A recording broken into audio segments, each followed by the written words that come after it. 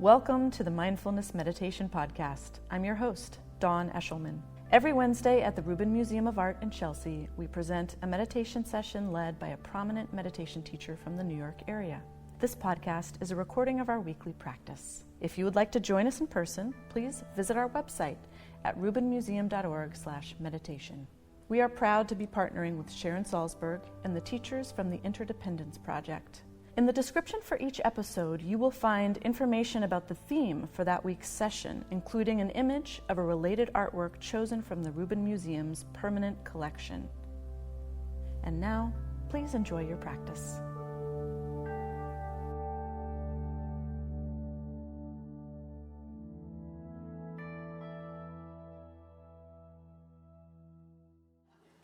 So there are two things that I want to mention before we get going, and one is just to acknowledge the sad passing of Gelek Rinpoche this morning.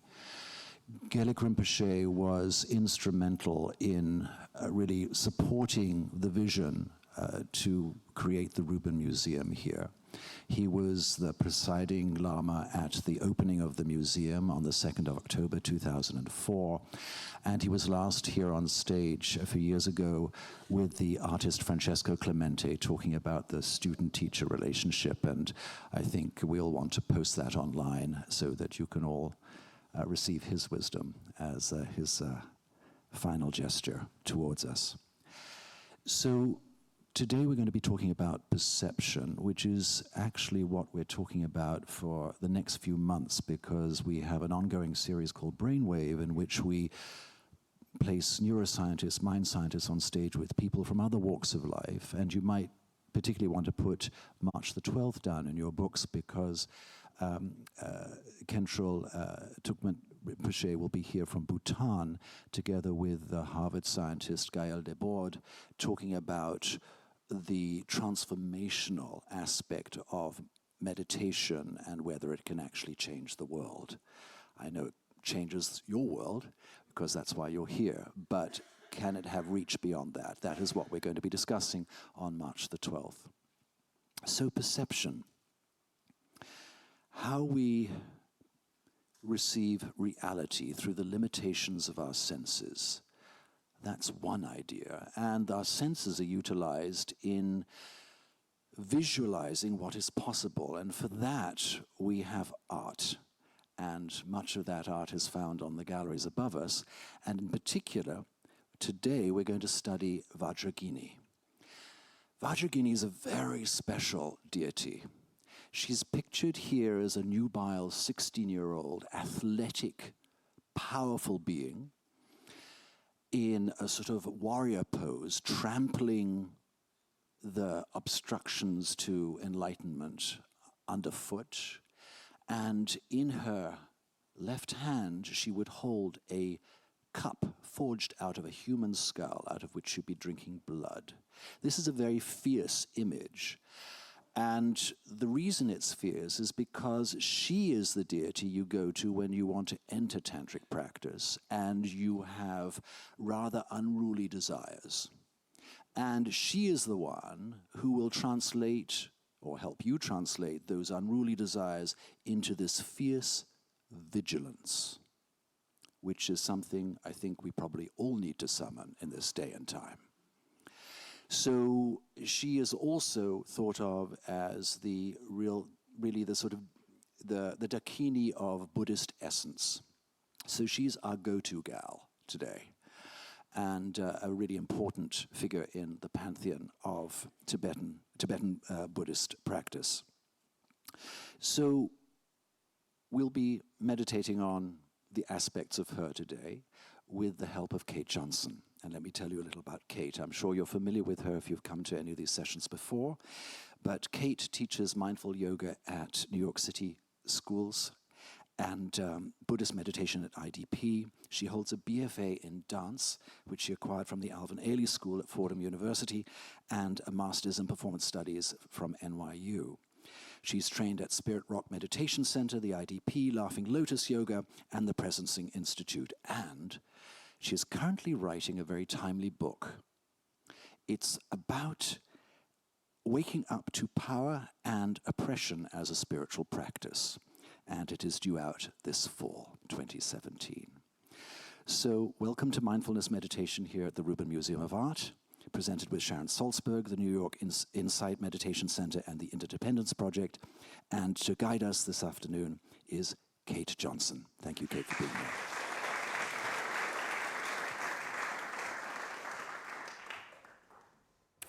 Hi, everybody. So I'm really pleased to be back here today with my girl, Vajra Yogini. She's really living, as you can see. She's I love this pose. And Vajra Yogini is a feminine manifestation of divine wisdom.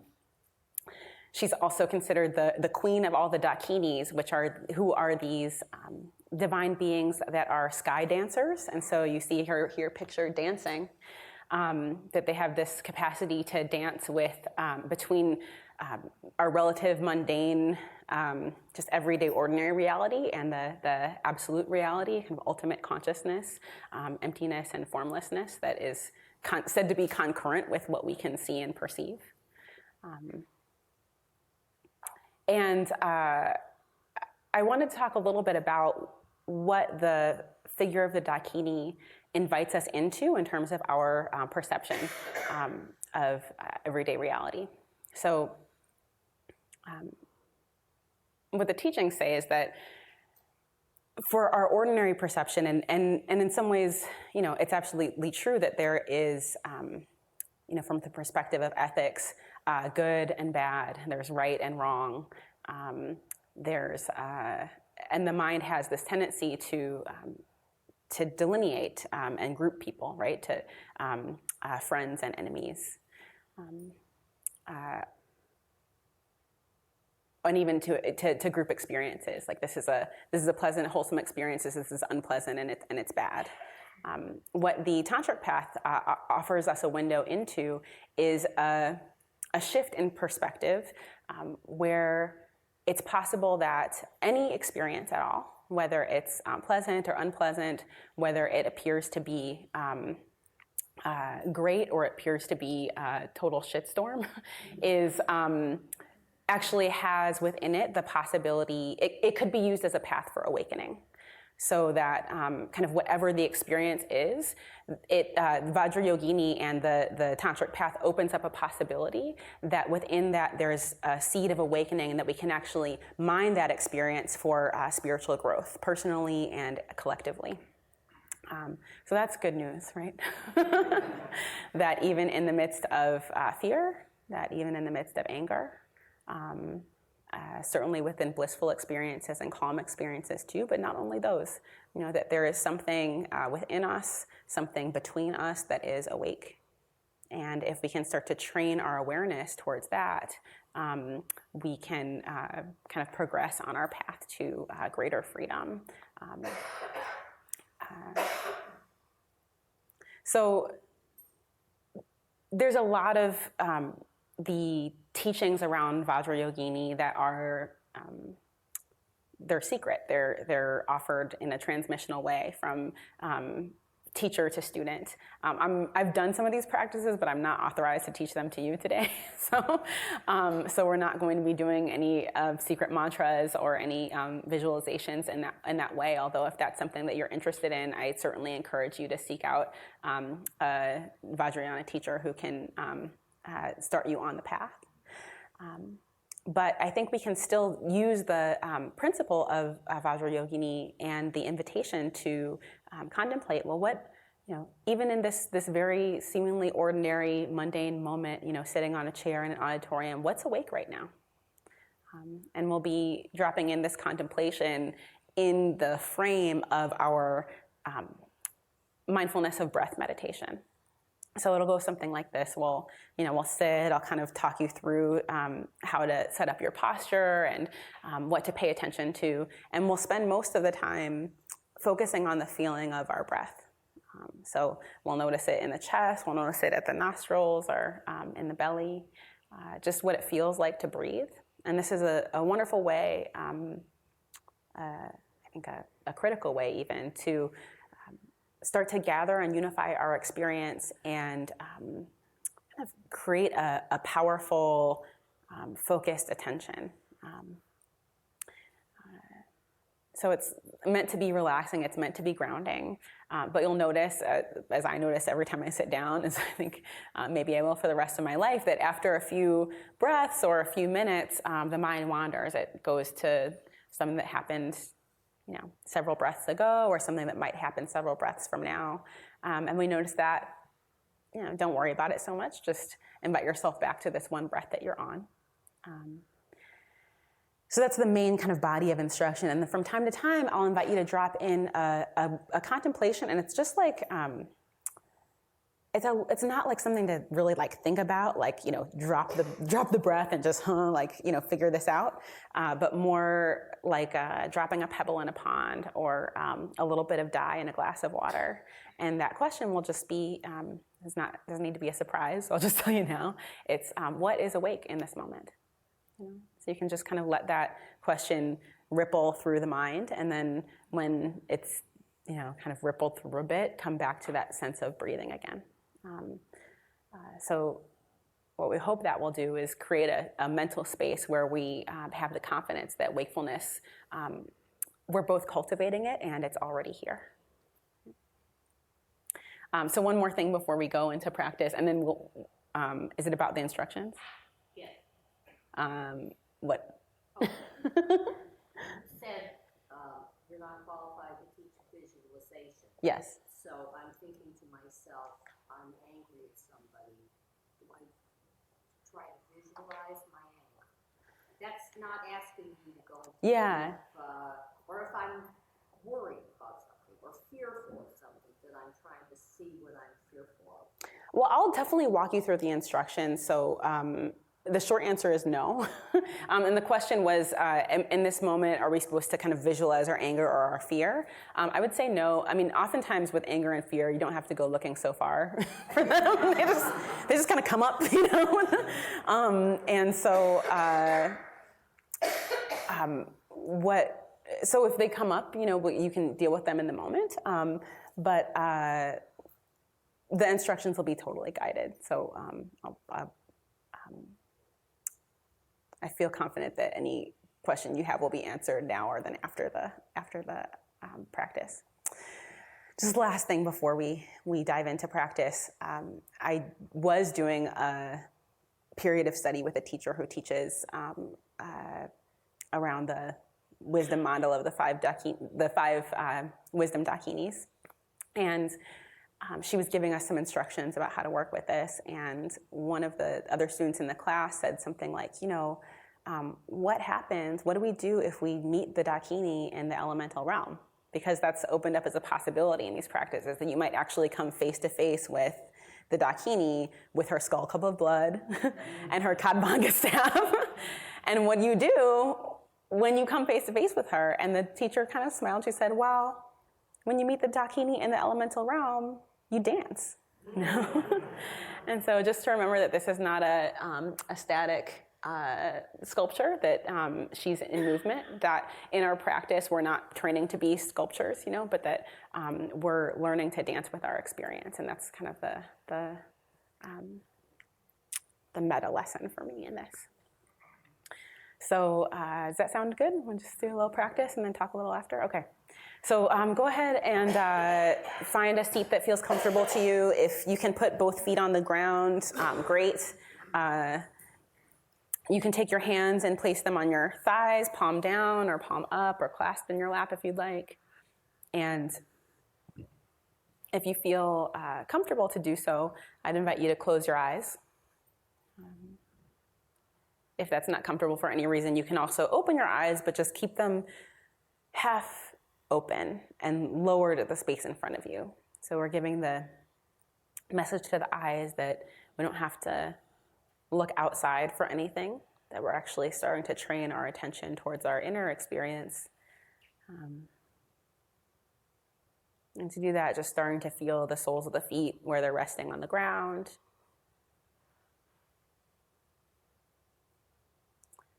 Feeling the hands resting on the thighs.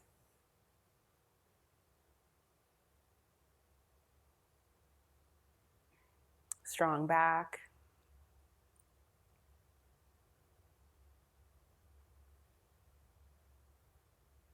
open heart,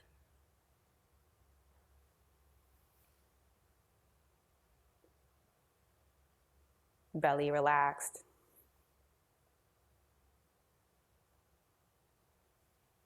and soft face.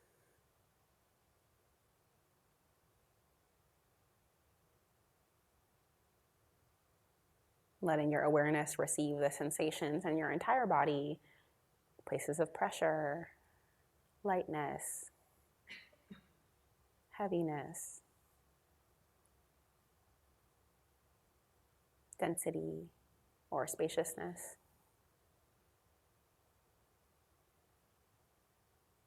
Warmth, coolness.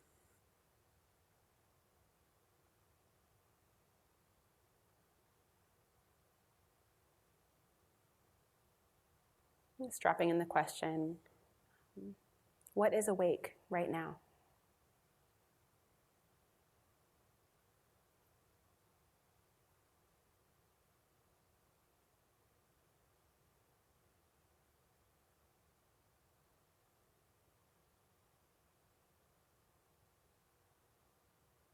And as that question fades, just starting to turn your awareness towards feeling your breath.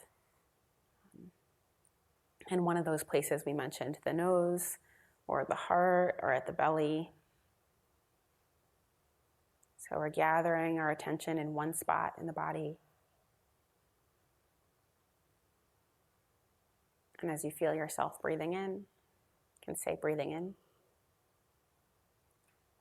As you feel yourself breathing out, you can silently say breathing out.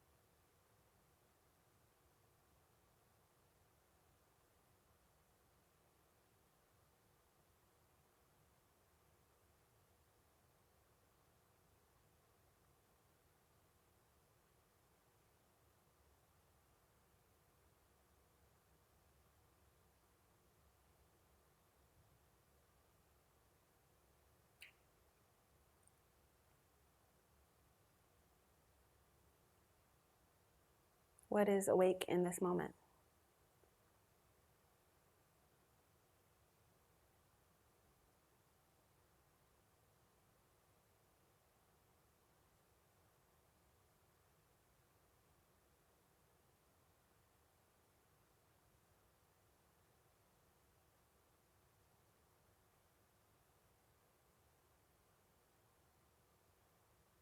And then as you're ready, returning to feeling the in-breath, knowing that you're breathing in, feeling with out-breath, and silently saying, breathing out.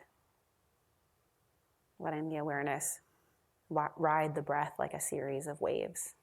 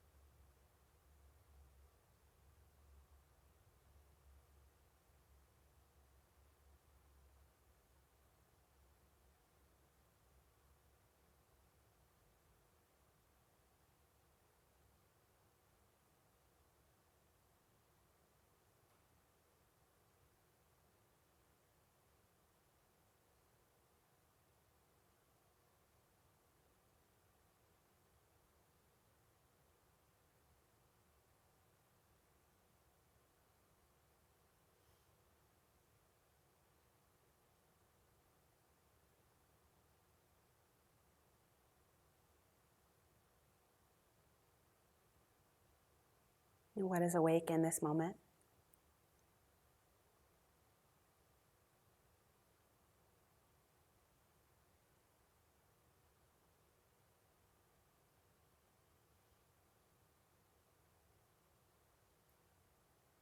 Seeing if it's possible to lean into that wakefulness for a moment or two.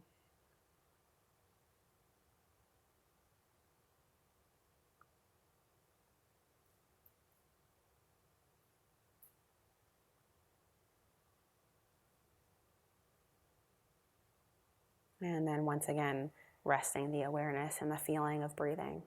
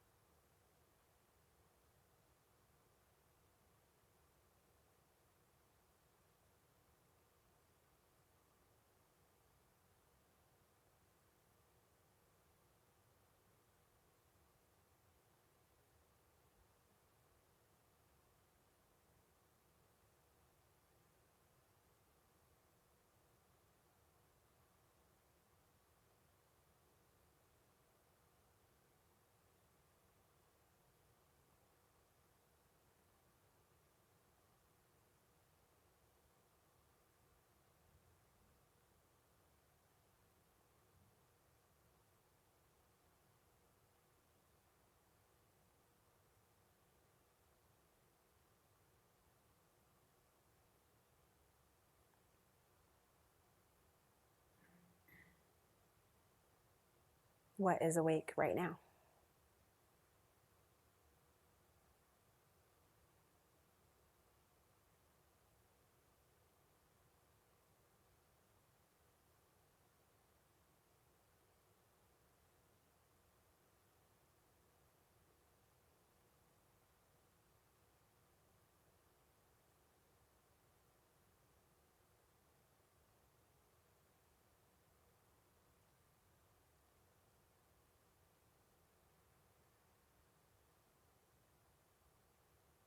And settling the mind back into sensation of breath.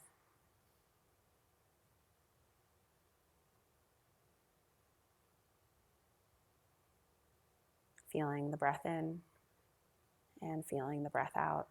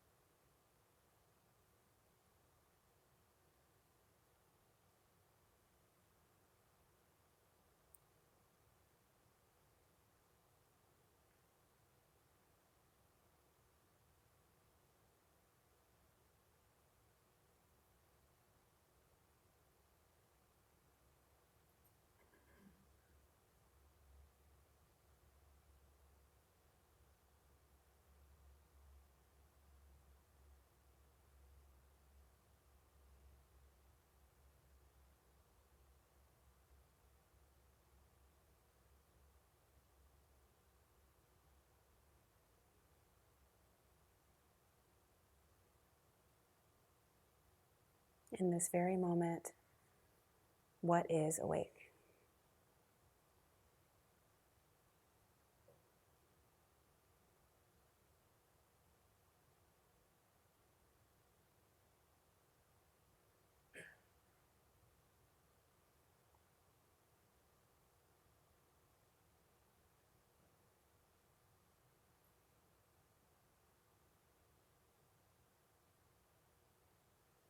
And then starting to let your awareness spread out in your entire body again.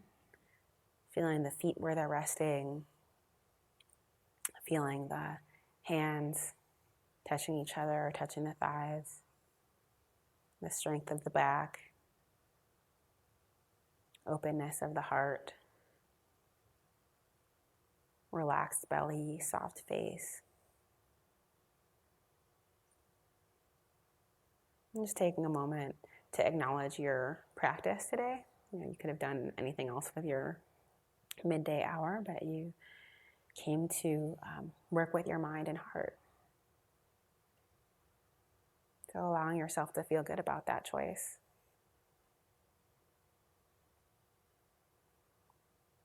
And if you'd like, you can connect with the intention that that choice might be of benefit not just to you, but to the other beings that we share this city, this country, this planet with.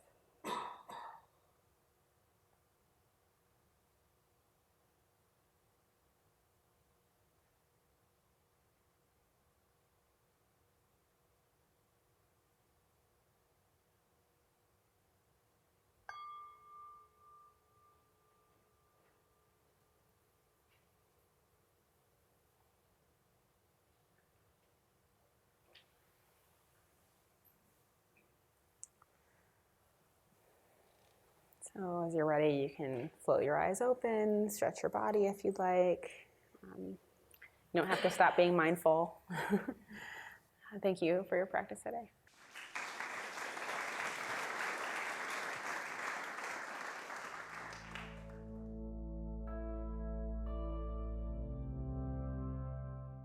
That concludes this week's practice.